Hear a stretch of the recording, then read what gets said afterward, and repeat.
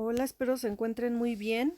Vamos a comenzar a platicar el día de hoy acerca de la segunda parte del tema de inversión extranjera directa que habíamos comentado a partir de la clase pasada o de los comentarios anteriores con la primera parte. Y bueno, el día de hoy vamos a hacer referencia a información muy importante respecto de este tema que tiene que ver con nuevamente recapitular qué se entiende por inversión extranjera, cómo se compone, el marco jurídico que tenemos en nuestro país, las actividades que regula y algunos reportes estadísticos que pasaremos solamente de forma general. Y bien, en cuanto a la concepción que se tiene sobre inversión extranjera, tenemos aquí algunas definiciones que se han realizado de hecho a nivel internacional. Como podemos ver en la OCDE, se establece que la inversión extranjera directa refleja el interés de largo plazo por parte de un inversionista en una empresa residente en otra economía diferente a la del inversionista. Y esto es, por supuesto, el elemento que nos da la connotación de la inversión extranjera, puesto que tenemos economías que se encuentran en países distintos y que de alguna forma emergen o se hacen llegar de un país a otro. Y por supuesto la importancia que esto reviste en la economía de todos los países en un mundo globalizado como el que hoy tenemos, pues es de importancia tangencial. El interés de largo plazo, implica la existencia de un grado significativo de influencia en el manejo de la empresa que recibe esa inversión directa, puesto que está recibiendo justamente capitales que provienen del extranjero. ¿Cuándo se considera que existe inversión extranjera directa? Cuando el inversionista adquiere el 10% o más de las acciones con poder de voto de la empresa residente en una economía diferente a la del inversionista. Ese será el elemento que nos permita distinguirla. En el caso de México, de acuerdo con el artículo 2 de la Ley de Inversión Extranjera, se establece que la inversión extranjera directa implica la participación de inversionistas extranjeros en cualquier proporción, siempre que lo haga en el capital social de sociedades mexicanas. La inversión realizada por sociedades mexicanas con mayoría de capital extranjero y la participación de inversionistas extranjeros en las actividades y actos contemplados por la ley. Entonces, como podemos ver, la ley establece en nuestro país de una manera y con criterios muy claros cuando vamos a entender que estamos en presencia de inversión extranjera directa.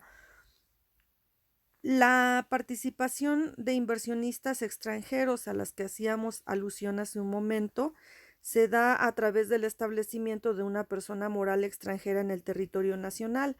En este caso decimos que puede adoptar dos modalidades. La primera sería como sucursal u oficina de representación con ingresos, es decir, personas morales legalmente constituidas en el extranjero y que sean reconocidas jurídicamente con su personalidad en México, y la otra como oficina de representación sin ingresos, en cuyo caso se trata de entidades que representan a sociedades extranjeras y solo proporcionan servicios informativos y de asesoría sobre las actividades, productos o servicios que presta su matriz en el exterior. Tenemos aquí esquematizado cómo se da la participación de inversionistas extranjeros en cualquier proporción en el capital social de sociedades mexicanas. Bueno, es un ejemplo, ¿no? El inversionista extranjero aporta el 10%, el mexicano el 90%, y tenemos una sociedad mexicana con inversión extranjera directa del 10%. También se puede ver el supuesto de que se trate de inversión realizada por sociedades mexicanas con mayoría de capital extranjero. Aquí otro ejemplo, el inversionista extranjero provee el 51%, lo que ya es mayoría, el inversionista mexicano A 49%, tenemos un inversionista mexicano B que aporta el 70% más un 30% del primer supuesto, y entonces tenemos una sociedad mexicana que tiene una inversión extranjera directa del 15.3%.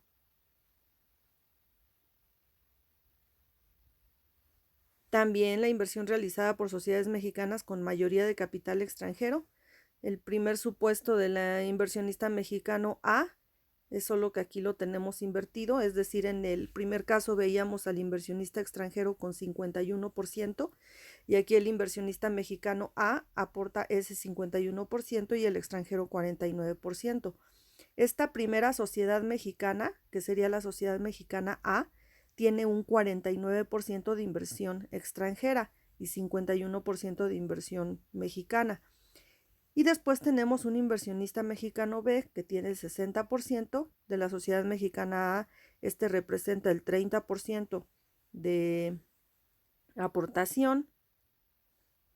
Y en este caso vemos que la inversión extranjera directa es de 0% porque no estamos enfocando a la sociedad mexicana B.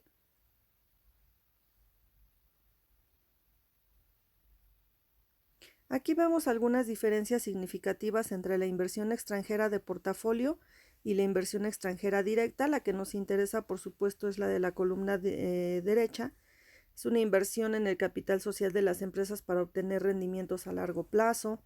Se tiene voz y voto en la toma de decisiones en la empresa y el grado de liquidez es menor porque este tipo de acciones no se pueden comprar ni vender con la misma facilidad y rapidez que las que cotizan en bolsa.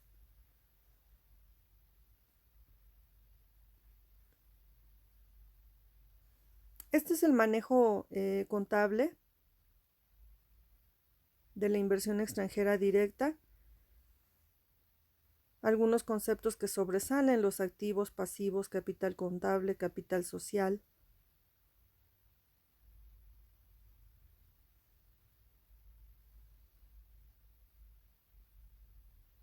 La composición de la inversión extranjera directa, de acuerdo con el Manual de Balanza de Pagos de la OCDE, tiene 3 cuentas principales que son las nuevas inversiones, la reinversión de utilidades y las cuentas entre compañías.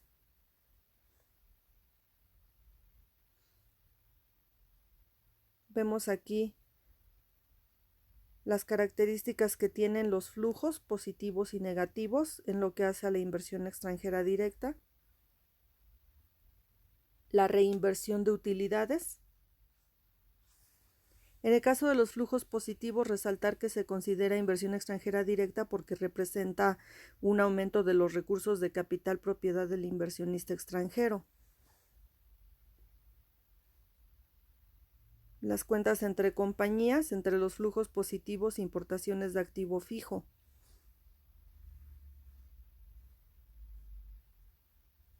Y bueno, la parte medular que nos interesa, que es el marco regulatorio en el caso de nuestro país.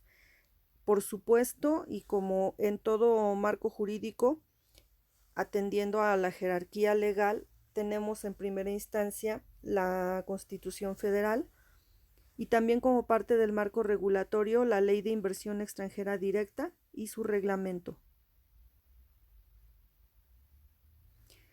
Por lo que hace a la Constitución Federal, establece el artículo 73 que la expedición de leyes para la regulación de la inversión extranjera es facultad exclusiva del Congreso de la Unión.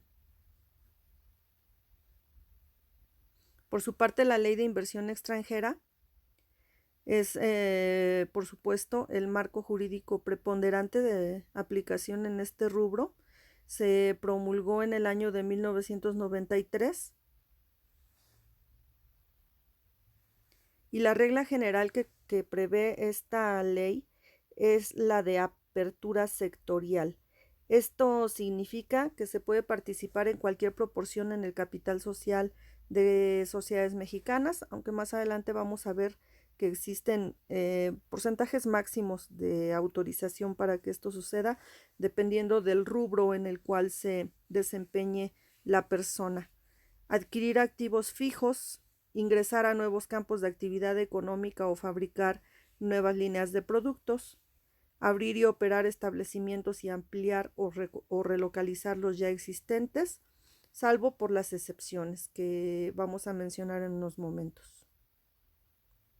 En lo que hace al reglamento, al igual que cualquier reglamento, es complementario de la ley en cuanto a apertura y regulación sobre inversión extranjera directa. Y también establece áreas de competencia para la Comisión Nacional de Inversiones Extranjeras y el Registro Nacional de Inversiones Extranjeras.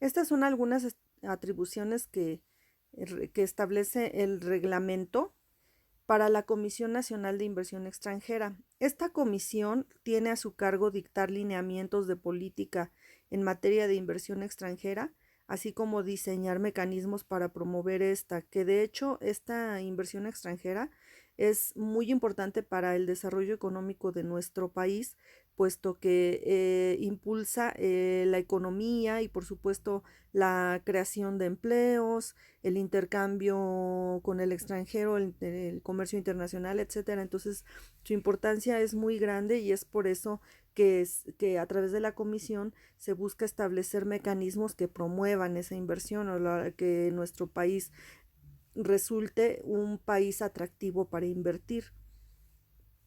Es un órgano de consulta obligatoria en materia de inversión extranjera para todas las dependencias y entidades de la Administración Pública Federal, que ahorita vamos a ver que también pueden recibir inversión extranjera.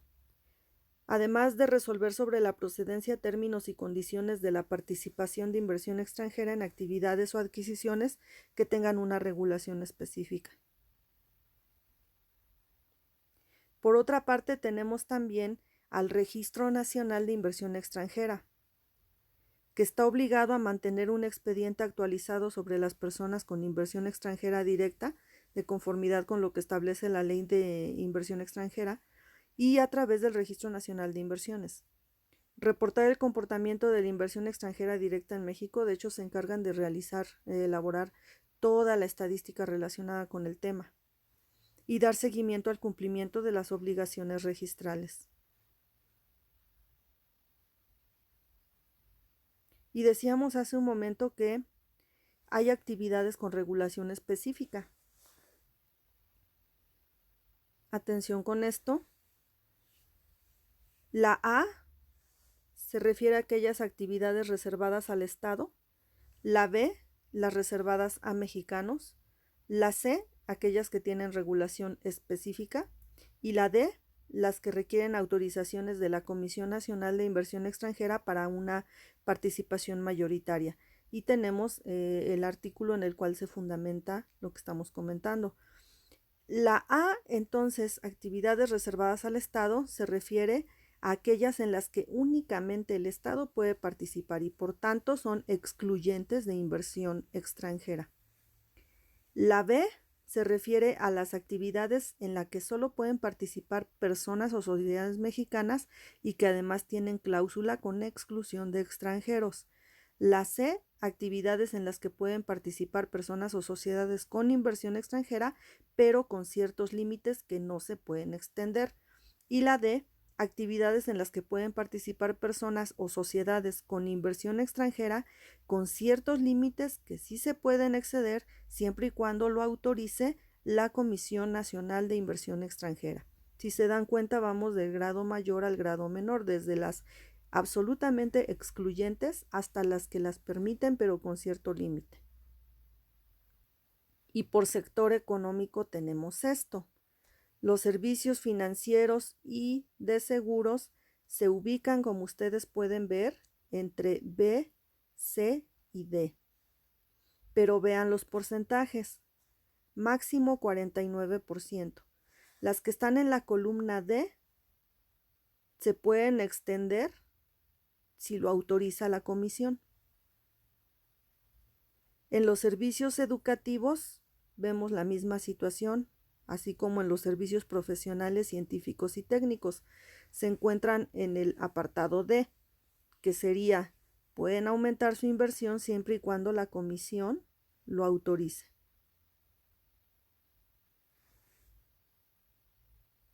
Comercio al por menor, solo sociedades mexicanas. Es por eso que en el límite tenemos 0%, porque en ese rubro no puede haber inversión extranjera.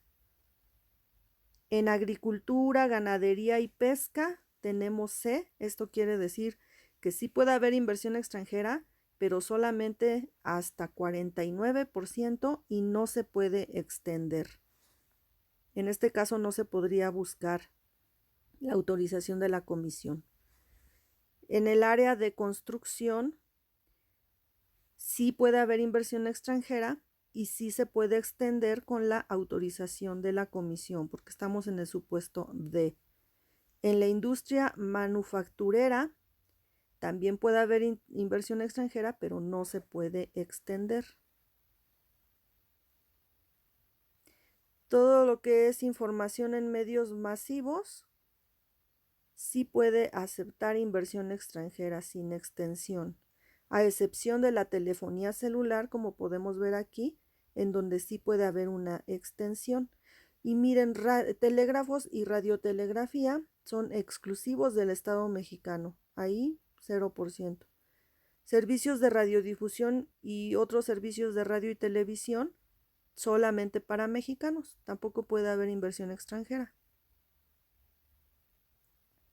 Todo lo que es transporte, si se dan cuenta, predomina la C.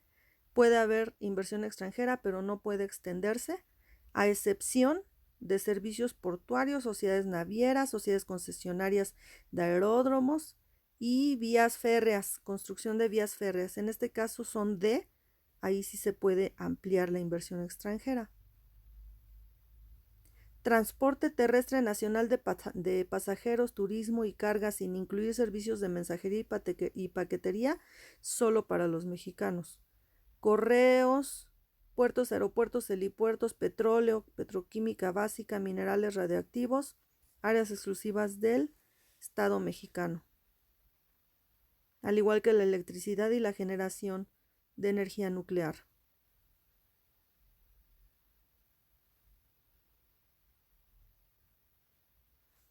Esta gráfica nos muestra la exigencia o la actitud con que a los países manejan sus regulaciones para la inversión extranjera.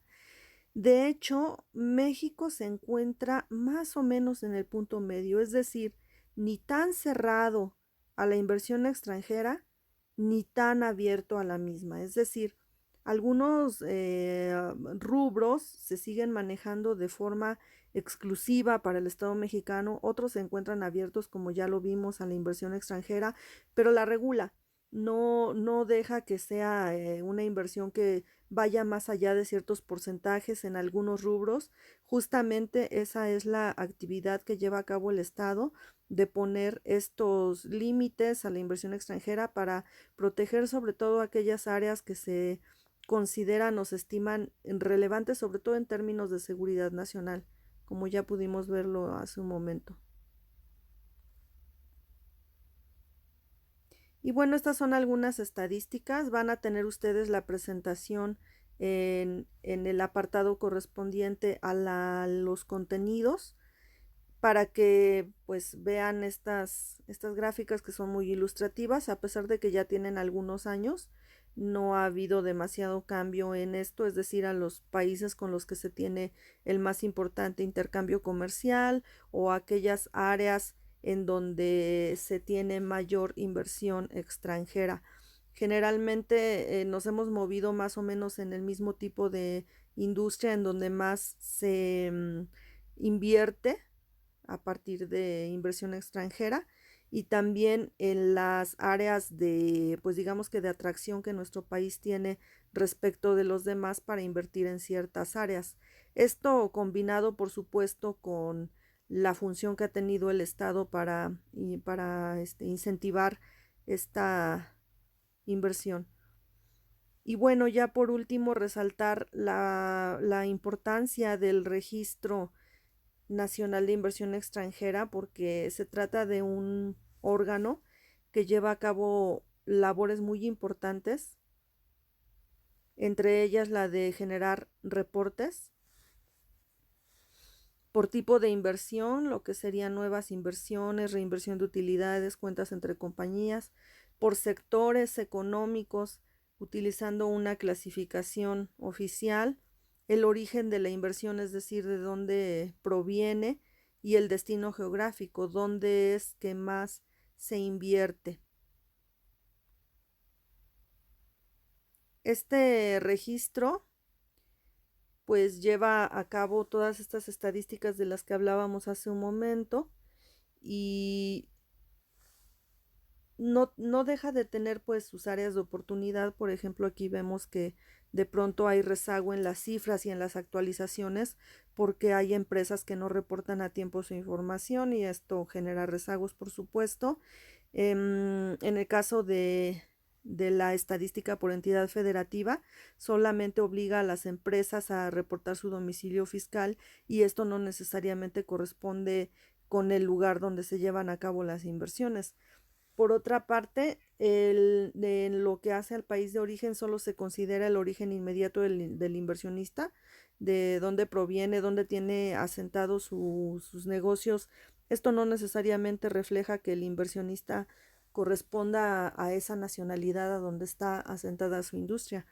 Y la inversión de México en el extranjero, la recopilación y publicación corresponde al Banco de México.